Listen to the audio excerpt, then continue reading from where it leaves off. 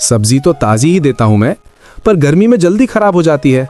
चलो आज तुम्हें सबसे अच्छी और ताजी सब्जी देता हूं, अब तो खुश हो जाओ। ठीक है रमेश भैया, अगर आज ताजी सब्जी दोगे तो मैं कुछ नहीं कहूंगी, लेकिन सच में मुझे अच्छी सब्जी ही चाहिए, वरना फिर शिकायत करूंगी। अरे ठीक है माया, आज ऐसी ताजी सब्जी दूंगा कि तुम भी खुश हो जाओगी। देखो अभी अभी खेत से आई है, तुम्हारे लिए सबसे अच्छी चुनकर देता हूँ। ठीक है रमेश भैया, मैं शाम को लेने आ जाऊंगी। अभी मुझे पानी लेने जाना है, फिर घर जाकर काम भी करना है।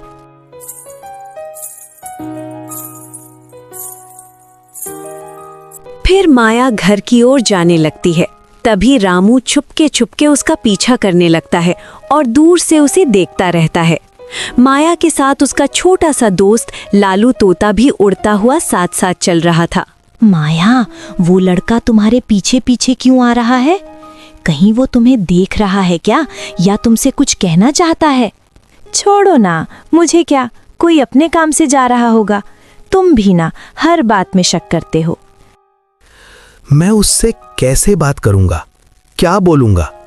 पता नहीं वो मेरी बात सुनेगी भी या नहीं। दिल तो बहुत कुछ कहना चाहता है, लेकिन हिम्मत ही नहीं हो रही। तुम कौन हो और माया का पीछा क्यों कर रहे हो? सुन लो, माया मेरी दोस्त है, उसे परेशान करने की कोशिश मत करना।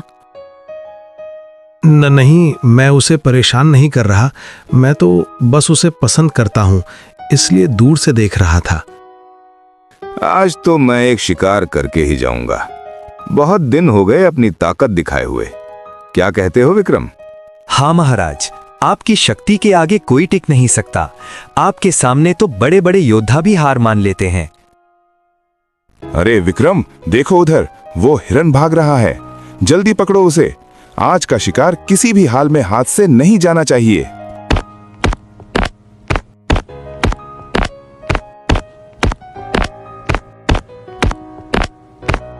अरे, अभी तो यहीं आया था वो हिरण, कहां चला गया अचानक?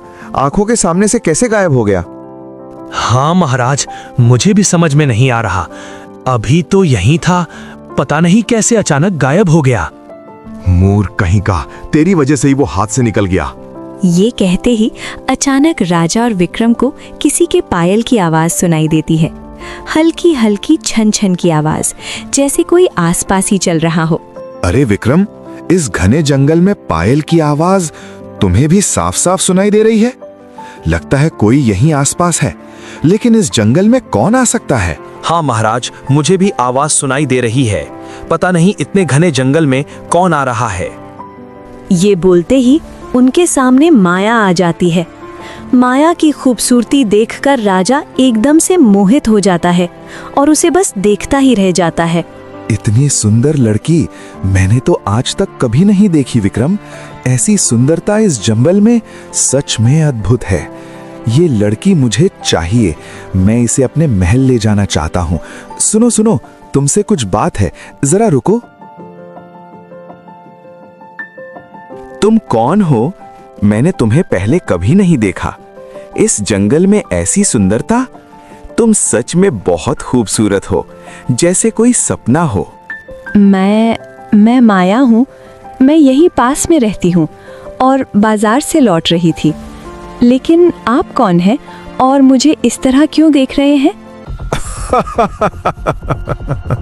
मैं यहाँ का राजा हूँ और जो चीज मुझे एक बार पसंद आ जाए उसे मैं हासिल करके ही छोड़ता हूँ। तुम्हें मेरे साथ चलना ही पड़ेगा। अब तुम्हारे पास कोई और रास्ता नहीं है। चलना पड़ेगा मतलब? मैं कहाँ जाऊंगी और क्यों जाऊं आपके साथ? मैं आपको जानती तक नहीं। आप मुझे ऐसे कैसे ले जा सकते हैं?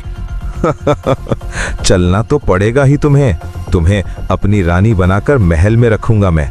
अब तुम मना नहीं कर सकती। नहीं, आप ऐसा नहीं कर सकते। मुझे छोड़ दीजिए। बचाओ, कोई है, मुझे बचाओ। यहाँ कोई नहीं आएगा तुम्हें बचाने। इस घने जंगल में तुम्हारी आवाज कोई नहीं सुनेगा। अब तुम मेरी हो। अब समझ गया मैं, तुम माया के दोस्त हो, है ना? तभी उसके साथ साथ रहते हो। पता नहीं माया मुझसे बात करेगी या नहीं, कहीं मुझसे नाराज ना हो जाए। अरे रामू, इतना क्यों डर रहे हो? माया अच्छी है, तुमसे बात जरूर करेगी। अरे रुको, किसी की आवाज आ रही है। तुम्हें भी सुनाई दे रहा है? लगता है कोई मदद के लिए पुकार रहा है। अरे ये तो माया की आवाज है। जल्दी चलो रामू, उसे हमारी जरूरत है। बचाओ, कोई है, बचाओ। राजा जबरदस्ती माया को अपने साथ ले जाता है। ये सब रामू और लालू तोता दूर से छुपकर देख लेते हैं और दोनों के चेहरे पर चिंता साफ दिखाई देने लगती है।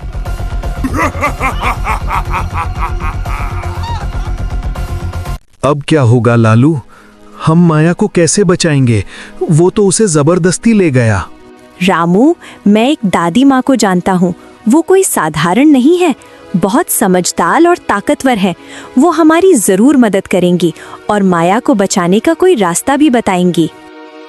तो फिर देर किस बात की? चलो अभी उन्हीं के पास चलते हैं।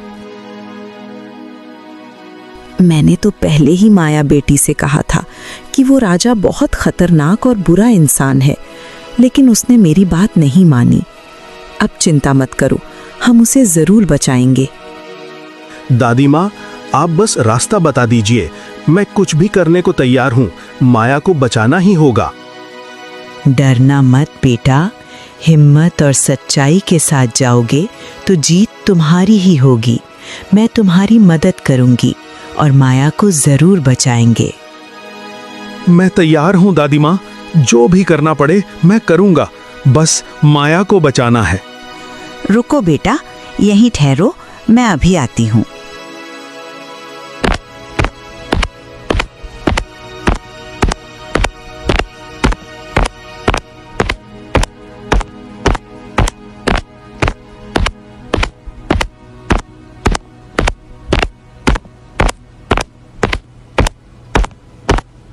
ये लो बेटा, ये साधारण लाठी नहीं है, इसमें जादुई शक्ति है। इसे अपने साथ रखना। जब भी तुम सच्चे दिल से इसका इस्तेमाल करोगे, ये तुम्हारी रक्षा करेगी और तुम्हारी मदद करेगी। लेकिन दादी माँ, इस लाठी से क्या क्या हो सकता है? दादी माँ, रहस्यमय मुस्कान के साथ। ये लाठी तुम्हारी रक्षा करेगी बेटा, मुश्किल समय में रास्ता दिखाएगी और बुराई के खिलाफ तुम्हें ताकत देगी। लेकिन याद रखना, इसे सिर्फ अच्छे काम के लिए ही इस्तेमाल करना। अच्छा दादी माँ, अब मैं चलता हूँ, माया को बचाकर ही लौटूंगा। जाओ बेटा, भगवान तुम्हारी रक्षा करे। हिम्मत मत हारना, सच्चाई हमेशा जीतती है। रामू जादुई लाठी लेकर तेजी से राजमहल की ओर बढ़ता है। उसके दिल में डर भी था, लेकिन माया को बचाने की हिम्मत उससे भी ज्यादा थी। हर कदम के साथ उसका आत्मविश्वास बढ़ता जाता है और आखिरकार वह महल पहुंचकर अंदर चला जाता है। बिना डरे, बिना रुके, सीधे राजा के सामने जाकर डटकर खड़ा हो जाता है। अब उसकी आंखों में डर नहीं, सिर्फ हिम्मत और गुस्सा दिखाई दे रहा था। अरे कौन है रे तू? तेरी इतनी हिम्मत कि मेरे सामने आकर खड़ा हो गया। शायद तुझे मेरी ताकत का अंदाजा नहीं है। मेरे सामने बड़े बड़े लोग कांपते हैं। हाँ, मुझे पता है, तू एक शैतान राजा है जो किसी का दर्द नहीं समझता, और मैं यहाँ माया को ले जाने आया हूँ। आज मैं उसे लेकर ही जाऊंगा। तू मुझे चुनौती दे रहा है? एक मामूली आदमी मेरी बराबरी करेगा? मेरे सामने खड़ा होने की सजा बहुत भारी पड़ेगी तुझे। माया को ले जाने आया है, पहले खुद को बचा ले, फिर किसी और की बात करना। मैं डरने वालों में से नहीं हूँ। तू चाहे जितनी ताकत दिखा ले, मैं माया को यहाँ से लेकर ही जाऊंगा। सैनिकों, इसको पकड़ लो और इसे कैद में डाल दो। इसे पता चल जाएगा राजा से टकराने की सजा क्या होती है। आशा हुकुम खुलन मालूम जा, हे जादुई शक्ति प्रकट हो जा और इस अत्याचारी राजा को बुजुर्ग बना दे।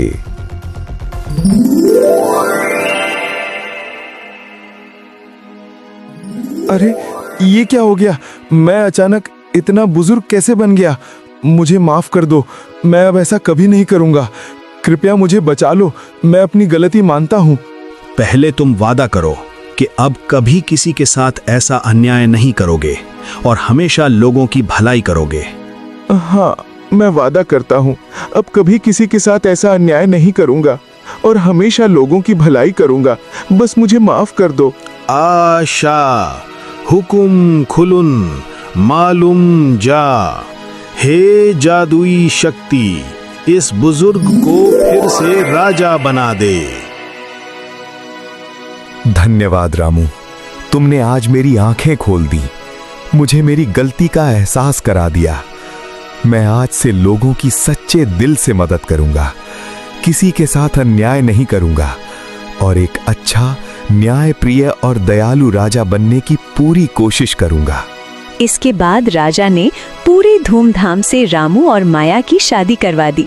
महल में खुशियों का माहौल छा गया, हर तरफ हंसी और जश्न मनाया जाने लगा।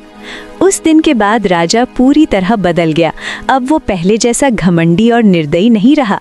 वो लोगों की तकलीफ समझने लगा, गरीबों और ज़रूरतमंदों की मदद करने लगा और धीरे धीरे वो एक अच्छा, न्यायप्रिय और दयालु राजा बन गया।